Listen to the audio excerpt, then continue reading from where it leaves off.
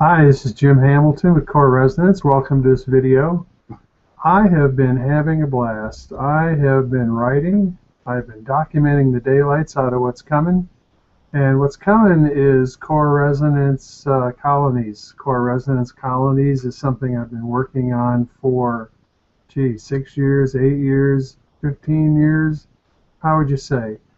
All of a sudden, everything's popped. And what I've been doing lately is writing what I call the 12 premises. And this newsletter today, this is the September 1st newsletter, and the article is called, where'd it go? At our core, we are all humanitarians. I use the second premise, which is all you need is a little faith, trust, and pixie dust. Rats, that's the wrong one, that's Peter Pan. Never doubt that a small group of thoughtful, committed citizens can change the world. Indeed, it is the only thing it ever has. We'll get into that in a little bit, but what I want to talk about for just a minute is the 12 premises of core resonance colonies. The first one is it's possible. Anything is possible, especially when you get people lined up.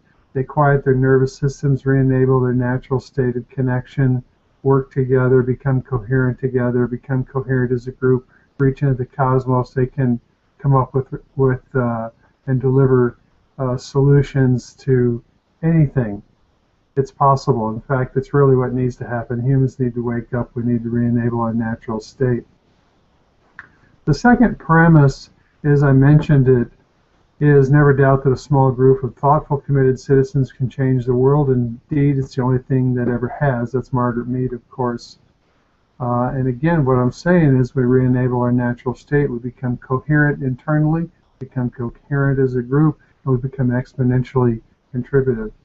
The third premise is found in the Declaration of Independence. There's a couple of remarks here. In the first paragraph, it says, when in the course of human events we're all familiar with, to which the laws of nature and nature's God entitle us. Okay? This is getting back to nature. This is getting back to fundamentals. We hold these truths to be self-evident, that all men are created equal, that they are endowed by their Creator with certain inalienable rights, among these life, liberty, and the pursuit of happiness. That's next week's newsletter. But let me go on. The fourth premise is an exit strategy. I find this gentleman quite interesting. Basically what he says in Silicon Valley is if you want to do something, if you're part of Microsoft, you're part of Google, or you're part of one of these companies, it's impossible to change the structure of the company you're in. So you don't try to fix things. What you do is you go out and you start something new. So an exit strategy is, if you really look at it, that's what we did when we left Great Britain a long time. When we came over here, we left. We didn't stop and try to fix it. And so now it's becoming a digital age. And going forward is the solution, not trying to fix things. The fifth premise is the Maharishi effect. Everybody's probably familiar with this. 1993, 4,000 meditators got together in the District of Columbia, and they influenced serious crime. They reduced it 23% at the height of the 7-week test, 7-week demonstration. Again, what are we doing? Becoming internally quiet, becoming internally coherent, becoming coherent as a group, and we're influencing the whole. This is exactly what core resonance colonies is about. Now, the sixth premise is the work of D. Hawk. Now, when I wrote Visionaries Thrive in All Times, I intuitively included this interview. I want to say Wired magazine. I forget who the magazine was. I wrote and I got permission. I included this interview. And D. Hawk, what he did when he built Visa Corporation, he used, believe it or not, the concepts of the Declaration of Independence and our Constitution, and what he did was he created all the departments in his company to be competitive with each other. And what that really means was he gave everybody in the company the same identical theme. Now, they had different layers in the company, but everybody had the same function, which was to make the company better. Everybody was striving. The departments were competing against each other, and what it ended up creating was a company that was fluid, that changed, that was ever able to adjust, and everybody pulled.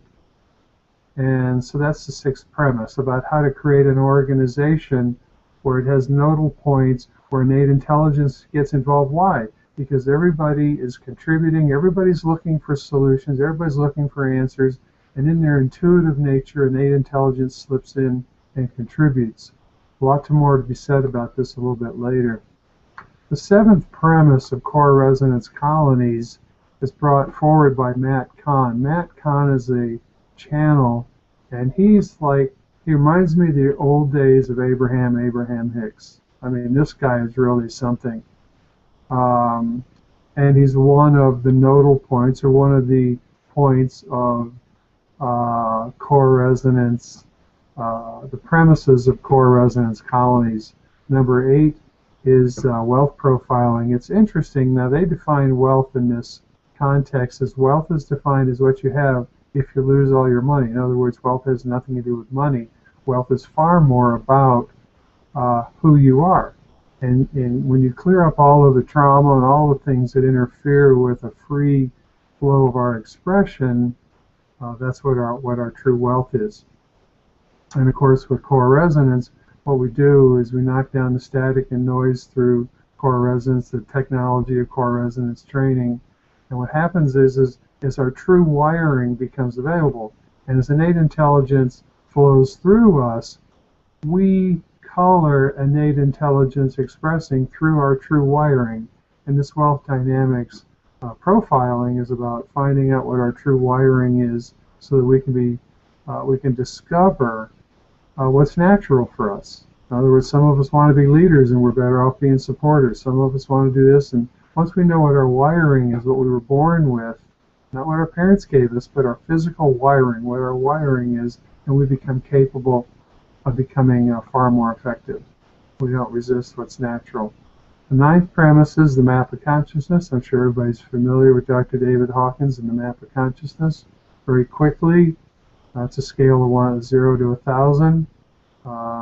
It's an exponential scale. One person in an very advanced consciousness at 700 counterbalances the negativity of 70 million people below 200. The scale below 200 is fear, apathy, anxiety, grief, and on and on.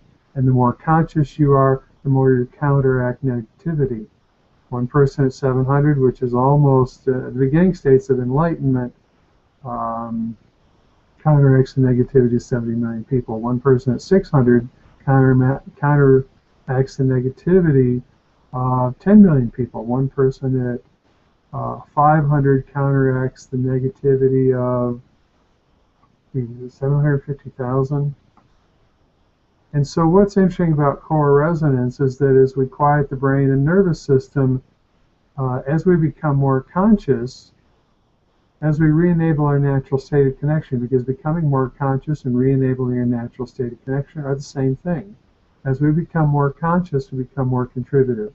This is exactly what core resonance is about. The next premise is core resonance training itself.